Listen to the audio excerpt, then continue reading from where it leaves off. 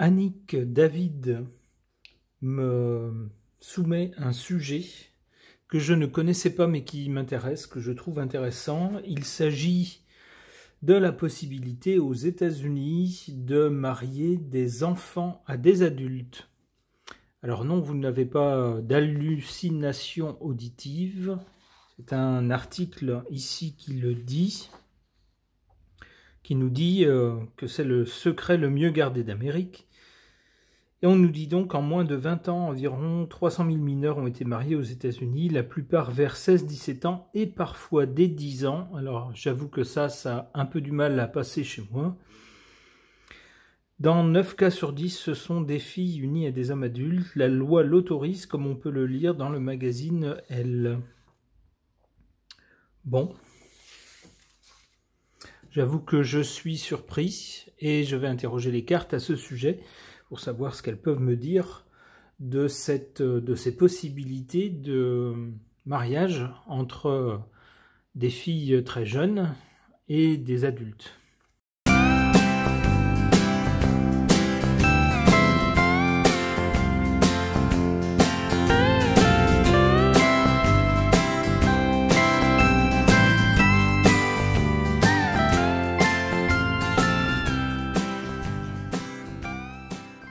Ici, du côté du passé ou de la cause, on a le soleil. Alors, le soleil est en général une carte de franchise où tout se voit, tout est à la lumière. Donc, il s'agit bien de quelque chose... alors, l'article parlait d'un secret bien gardé. Et bien, avec cette carte-là, j'ai pas l'impression que ça soit un secret. Mais qu'au contraire, ça soit quelque chose de tout à fait su, connu et reconnu. Et même de, si j'ose dire, de légal, tout est en lumière. Alors avec le soleil également, on voit quand même une carte de domination. On voit un soleil qui se place au-dessus de petites gens, les petites gens pouvant figurer les très jeunes filles par exemple, et puis le soleil, souvent en astrologie, le soleil représente l'homme et la lune la femme. Ici on peut y voir une figure d'autorité par exemple. Alors, l'idée derrière ces mariages entre quelqu'un de plus âgé et une fille très jeune, c'est peut-être justement pour certains hommes, l'idée est peut-être d'asseoir leur autorité pour les gens qui ont ce genre de besoin.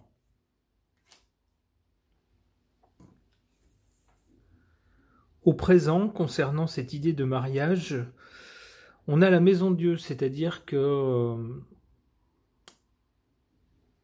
ce n'est pas forcément une bonne idée. La carte évoque une catastrophe, quelque chose qui s'écroule, qui s'effondre. Alors ça sera peut-être pas cette possibilité, puisque c'est inscrit a priori dans la loi, mais peut-être que ici, c'est cette notion de mariage entre une personne plus âgée et une personne peut-être trop jeune pour faire la part des choses qui occasionne un mariage mal assorti. Ici, c'est ce que cette carte semble dire. On voit les deux personnages qui tombent, qui sont au départ en haut, on peut l'imaginer, en haut d'une tour avec une couronne sur la tête. Deux personnages, une seule couronne, on a donc bien l'idée d'union, d'unité au départ avec quelque chose d'élevé, mais tout se casse la figure. Tout se casse la figure, donc le mariage, littéralement, cette union se casse la figure. Pourquoi? On voit, il y a un coup qui vient du ciel.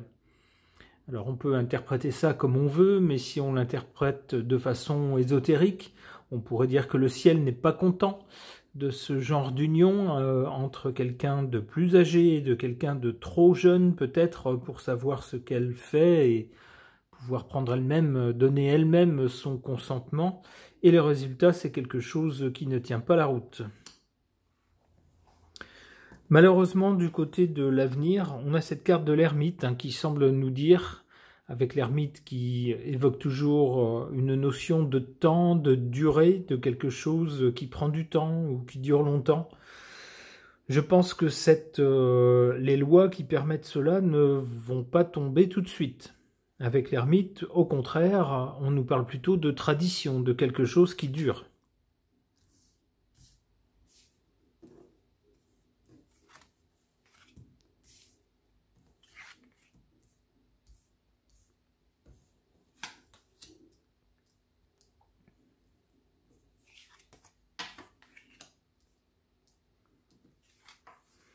En défaveur de cette pratique, on a cette carte de la roue de fortune. La roue de fortune évoque un changement. Un changement, c'est peut-être ce qui se produit lorsqu'on se marie beaucoup trop jeune pour savoir ce qu'on fait et on n'a pas ni le recul, ni l'expérience, la maturité intellectuelle, j'allais dire, ni affective, pour pouvoir juger la personnalité de la personne qu'on nous présente et à laquelle on veut nous unir. Ce qui fait que plus tard, lorsque la mariée est plus âgée et peut-être plus mûre et peut se rendre compte du genre de personne à laquelle on l'a unie, eh bien, parfois on se dit j'étais trop jeune, j'ai fait n'importe quoi. J'aurais jamais dû accepter. D'où un changement. C'est-à-dire ce genre de pratique avec une personne qui est trop jeune pour être mûre intellectuellement, affectivement, ça peut lier, alors comme nous le dit déjà cette carte, à un échec, mais à un changement. Un changement, alors ne serait-ce que parce que la jeune personne elle-même va changer dans son caractère. On n'a pas le même caractère quand on a une dizaine d'années, comme nous le disait l'article, et puis quand on a, je ne sais pas, 30 ans par exemple. On acquiert une maturité qu'on n'a pas quand on est très jeune, et forcément on n'a pas les mêmes attentes, les mêmes envies, les mêmes besoins dans la vie. D'où peut-être des mariages qui ne tiennent pas ici, avec des gens qui changent. En faveur, si j'ose dire, de cette pratique, on a cette carte du mat, qui semble nous dire que c'est quelque chose d'original. En tout cas, dans les pays occidentaux, c'est a priori pas quelque chose qui est favorisé. C'est quelque chose d'un peu pas conforme, qui n'est pas conforme en fait aux standards qu'on attendrait des pays occidentaux. Une anomalie, voilà, c'est le mot que je cherchais. Une anomalie, c'est un peu le sens du mat. Et ça peut être, pour certains d'ailleurs, un élément positif. C'est-à-dire, je suis un jeune adulte d'une vingtaine d'années et je craque pour une jeune fille de, je sais pas, 15 ans ou 16 ans. Et tout va bien entre les deux et il y a vraiment, une proximité. Ce sont, on pourrait dire poétiquement ou ésotériquement, des flammes jumelles, c'est-à-dire qu'on se reconnaît dans l'autre. L'autre est vraiment notre moitié, même à 15 ou 16 ans. Dans un pays comme la France, par exemple, je ne suis pas sûr qu'on pourrait se marier à cet âge-là. Eh bien, le fait que les États-Unis aient ces lois particulières, étranges pour nous, qui permettent de se marier avec quelqu'un de plus jeune, eh bien, ça permet à certains couples de connaître un destin différent de ce qu'il aurait été avec d'autres lois ailleurs. On a donc ici une particularité qui, pour certains, est une bonne chose.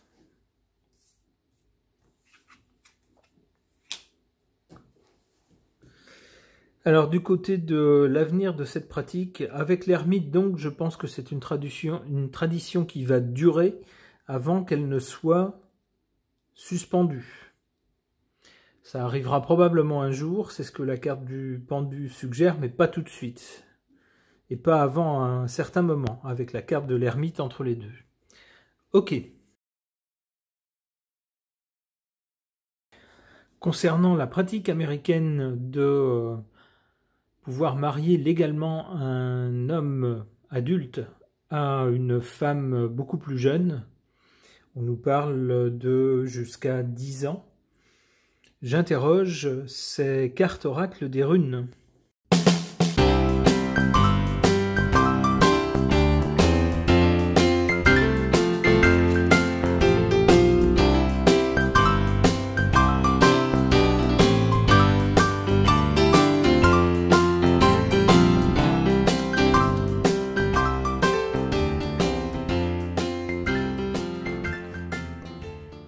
Du côté du passé, ici, avec Raido, je crois que c'est comme ça qu'on dit, avec cette rune-là, qu'est-ce qu'on voit sur cette carte? On voit un homme très viril, puisqu'il arrive en cavalier conquérant sur son cheval.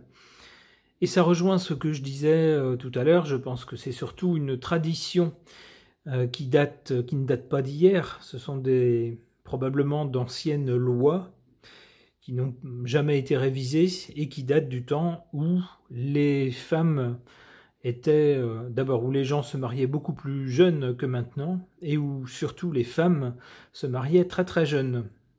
Trop jeunes peut-être au goût de certains, mais très jeunes en tout cas, et où l'homme était dans ces cas-là assuré bien sûr d'avoir un ascendant, si j'ose dire, une autorité sur sa femme. C'est quelque chose de très, comment dire, qui exalte les qualités viriles, on va dire, mais c'est quelque chose qui est d'un autre temps, qui n'est plus de nos temps à nous.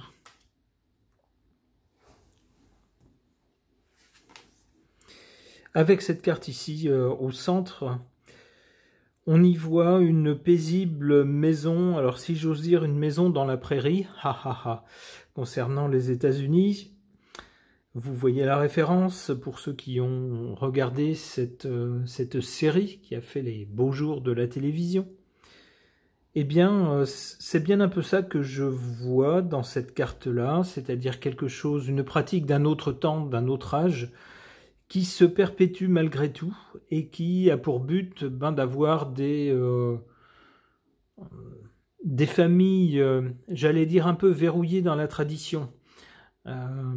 Ça permet, comme je le disais à l'instant, pour l'homme de ce couple d'avoir un ascendant, une autorité sur une femme qui est, grosso modo, encore plus ou moins une fillette. Enfin, je veux dire, à 10 ans, on n'a quand même pas quelqu'un avec la même maturité que quelqu'un qui aurait la trentaine, par exemple.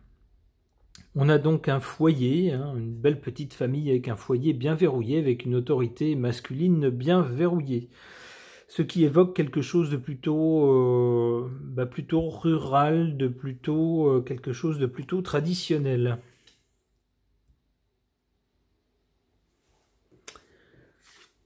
Concernant l'avenir ou la conséquence, on y voit, avec cette carte, on y voit une espèce d'homme oriental. De toute évidence, c'est quelqu'un qui vient de l'Orient, étant donné l'apparence et les vêtements de cette personne. Alors ça me laisse penser que malheureusement, cette possibilité que la loi américaine laisse à des couples de se marier avec une épouse très jeune, cette possibilité n'est probablement pas passée inaperçue par tout le monde, et que peut-être des gens venus de l'étranger, ayant ces traditions dans leur pays d'origine, ont probablement très vite vu l'avantage d'avoir des lois qui permettent de continuer cette tradition une fois émigrés aux États-Unis.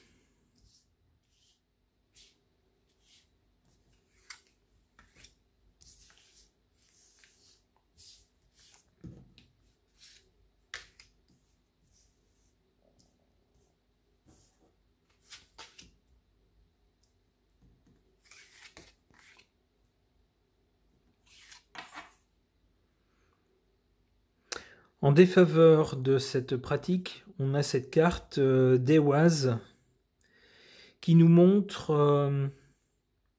en superposition un peu deux visages, un visage féminin et un œil qui a plutôt l'air d'un visage, qui a plutôt l'air d'appartenir à un visage masculin. Et le visage féminin a l'air pour le moins pensif, si ce n'est triste. Et on voit que l'œil appartenant au visage masculin est au-dessus. Il semble venir au-dessus. Et le visage féminin, lui, est plutôt en dessous. On voit également de chaque côté les parois d'une sorte de gouffre, d'un abîme. Ça laisse penser, étant donné l'illustration de cette carte, que dans certains cas, ces mariages, malheureusement, enferment les femmes dans une espèce de gouffre dont elles ne peuvent pas sortir, puisqu'elles sont trop jeunes, n'ont pas d'expérience, n'ont pas peut-être la force de caractère encore, ni la force physique peut-être, face à un homme plus âgé qu'elles, ayant toute autorité sur elles. Et on voit ici un visage très triste.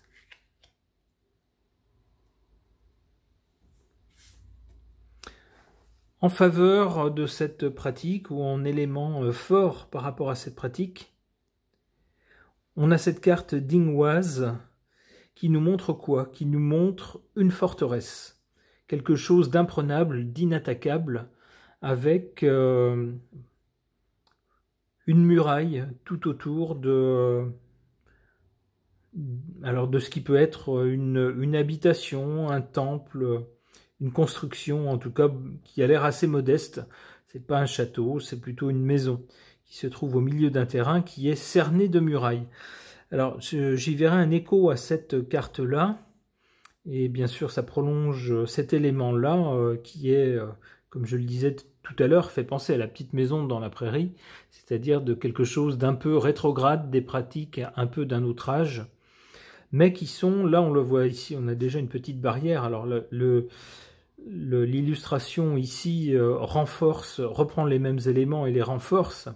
On a ici une barrière imprenable, c'est-à-dire que cette pratique qui peut, à nous, Européens de l'Ouest par exemple, sembler abusive, qu'un homme adulte se marie avec une enfant de 10 ans, nous on trouverait ça moralement peu compréhensible en tout cas.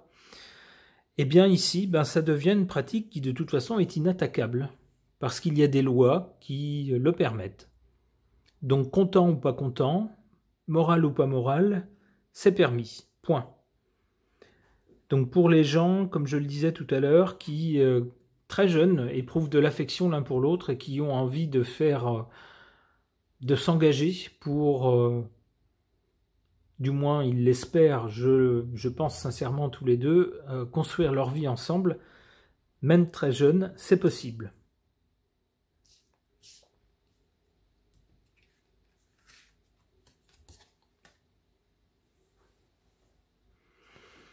Alors du côté de la conséquence, là je voyais avec cette carte d'Otala un homme étranger.